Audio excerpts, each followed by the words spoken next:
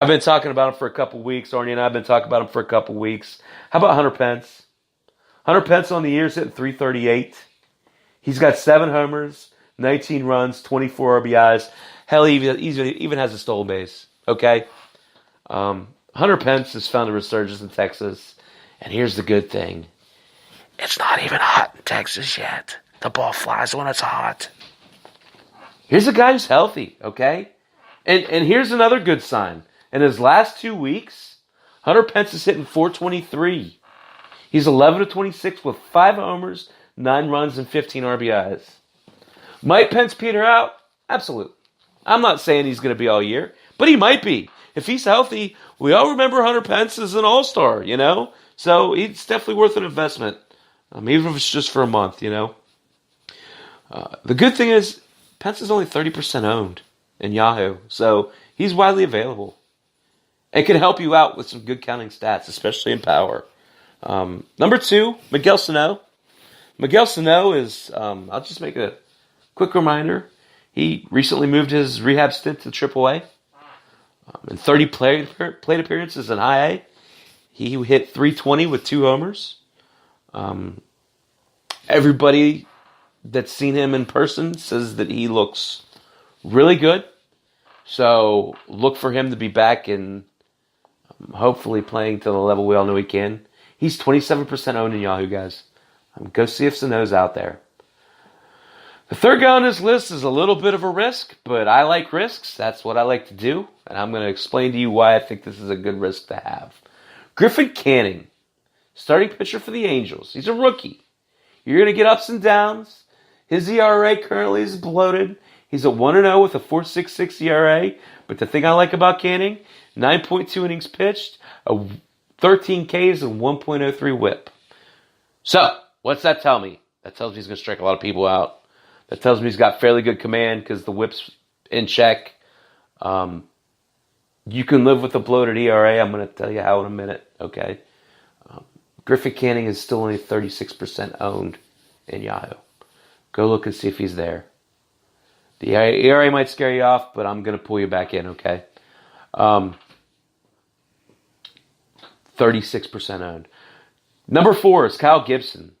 Here's a guy, he might be my favorite on here long term. Kyle Gibson's a mutter. Kyle Gibson goes out there and gives you a workmanlike performance. He started off slow, but he is still 3-1 with a 4.19 ERA. In 38.2 innings pitched, he has 40 Ks and a 1.19 whip. But the real encouraging thing is, in the last 14 days, he's 2-1 with a 2.0 ERA and 22 Ks and 18 innings pitched. Look, he's done it before, okay? He's shown that he's capable. 308 at AAA, 2 for 5 tonight. So now is Arnie says, "Thanks, Arn." It's like I feel like I'm a Sirius XM here. I got a stats guy. Not that you're a stats guy, Arn. You're way more qualified than that. Anyway, so Kyle Gibson's definitely someone. You know, I'll save this for another night, but the Minnesota pitching staff is an interesting situation. I could go on for quite a while about it. I won't because I got some other things to get to, but maybe we'll talk about that. I was planning on talking about it actually at 9 o'clock. Easy, I'm trying. I know you're at 10, buddy. I'm trying to keep you in line, brother. But anyway, so I will talk about the Minnesota pitching staff in the near future, just not tonight. In the meantime, Kyle Gibson is someone who I recommend picking up. Number 5, I wrote this before the news of tonight came about. I'm still going to talk about it because we'll just have to see what happens with him. How about Julio Urias? Julio Urias is 2-2, the 3.18 ERA, 28 innings pitched, 32 Ks, a 1.09 whip. Hell, he even has 2 saves, guys. The reason why I have Urias on this list is because of those 2 saves. He's been pitching later in the games and is pitching in leverage situations. He's going to go back into the starting rotation at some point, but if you see him getting those counting stats like that, it sure shows some things. Now, 32% owned on Yahoo. We'll have to see what happens with these charges. I don't know what misdemeanor assault is, but it is what it is. Stay tuned on Urias. The next guy I love, and I got a lot on him, so how about Ronnie Rodriguez, guys? Ron Rod. Perk one about Ron Rod. He's eligible at first base, second base, third base, and shortstop. That's a plus. He's hitting .303, guys. He's hitting .303. He's got 5 homers. He's got 12 runs, 14 RBIs, 1 stolen base. That's your perk 2, that line. Perk 3, he's hitting 5th. Yeah, that lineup stinks. He's still hitting 5th, okay? And he's only 17% owned. So, the other thing that I really want to talk about with Ronnie Rodriguez is some of his ancillary stats prove that he might have some staying power. So, as per Baseball Savant, his predictive batting average on the year is .316. So actually raising it 13 points from where it is now. I thought that was interesting. His hard hit rate last year sat at 29.9%. This year sits at 46.7%. So that's a significant increase, about a third increase. A good sign. He's hitting the ball hard. Another good sign, he has the third highest pull rate among active players at 62%. So he's hit the ball hard, and he's pulling the ball. And the cherry on top of that sundae, the point I'm driving to, his ground ball rate is under 30%. So that tells me 3 things. That tells me he's hit the ball hard, he's pulling it, and he's getting some loft on it. What does that mean?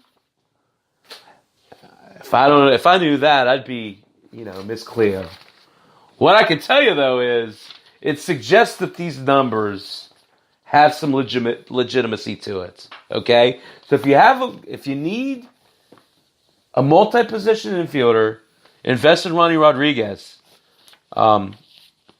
Next guy, number 7, 17% owned. I know I said that, but I want to emphasize that only 17% owned. He's definitely a guy to consider, guys. The next guy's a little further off, but maybe someone you might want to stash. How about Taijuan Walker? Again, talked about him in the injury capsule. He's progressing nicely from his Tommy John surgery. Says he feels great. He's honing in on his command. He is set to begin a rehab stint, which means he'll be pitching in situations that matter. So look for positive things out of him. And can't wait to see him pitching again. Number 8, Daniel Norris. Lives in a van down by the river, right, guys? Here's a guy who I've seen pitch multiple times here in Indianapolis many moons ago when he was a heralded prospect. Couldn't find the plate to save his life. It appears as though he has honed in on that quite a bit. He is currently sitting at 2-1 with a 3.63 ERA. In 34.2 innings pitched, he has 26 Ks and a 1.41 whip, which doesn't sound great, but trust me, it's a much improved mark from where he was a couple years back. Interested. Number 9, here's the guy. If you want to pick up Griffin Canning, do us all a favor and go pick up Jalen Beeks behind him, okay? This is a guy who's pitched in a lot of leverage situations. He's closed some games. He's got some holds. He's 2-0 with a 2.48 ERA.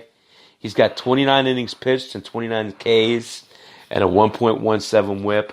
You put him with Canning, he evens all of that high ERA out. So just a little strategy tip, right?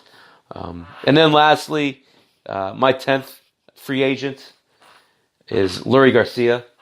It's funny, my partner in my points league, we were going back and forth on, he mentioned Garcia, and I'm always reluctant. But he wanted to pick him up because of the stolen bases. So I started looking into it. Lurie Garcia's hitting 286, guys. Now, he's not going to hit you any homers. 1 home run, 12 RBIs. but he's got 28 runs. That's a pretty significant number. You put 28 runs with 286, or excuse me, 286 average and then throwing 5 stolen bases. That's a serviceable little player, right? So, just some food for thought. If you need some runs, if you're looking in the second base area, you could do worse than Lori Garcia. All right, so 5 minutes. I'm going to keep it under 5 minutes. Minor league players. Boy, we had a bunch of stuff that happened today and in the past couple days. I'll get to that in a minute, but I do want to run down just kind of keeping these guys in pecking order, okay? Number 1, Jesus Luzardo. Jesus Luzardo is mustache, okay? Mustache. I say that because the Athletics are being really hush-hush on his progress. I'll give you my conspiracy theory. This is all just a precaution. They're resting his innings. They're going to bring him back, and he's going to be, as advertised, from the get. Pick up Luzardo, okay? Pecking order number 2. Yordan Alvarez. Again, talked about him ad nauseum. All I'll say is 398, 15 homers, 47 RBIs. Guys, stash this guy if you can. Number 3, Austin Riley. Okay? Again, last 12 games, Austin Riley is 1, started playing in the outfield. 2, hitting 379. 9 homers, 15 runs and 19 RBIs. Guys, this guy is minutes away from getting called up. Any day now you can see Austin Riley, okay? Brendan Rodgers, Arnie did a good job documenting him. I won't go too far into it, but I will say that he is on the verge at any day of being called up. Zach Gallen, 5-0 with a 1.14 ERA, an 0.57 whip, 47.1 innings pitched and 55 Ks for AAA New Orleans. Just looking for the opportunity. 3 guys that got called up today. Keston Hiura being the biggest one. He is an Edgar Martinez profile. He's going to hit you high average. He doesn't play a lick of defense, but he can hit you double-digit homers while scoring high runs. He can hit 300 this year, guys. How about Nicky Lopez at second base for Kansas City? Another guy, he's a Kansas City guy, is what they say. So it'll be interesting to see how he does there. I will say this. They moved Whit Merrifield to right field to accommodate this kid. He must be decent. The third guy I want to talk about, Oscar Mercado, outfield for the Indians, speed profile, stole I think 17 bases in AAA this year.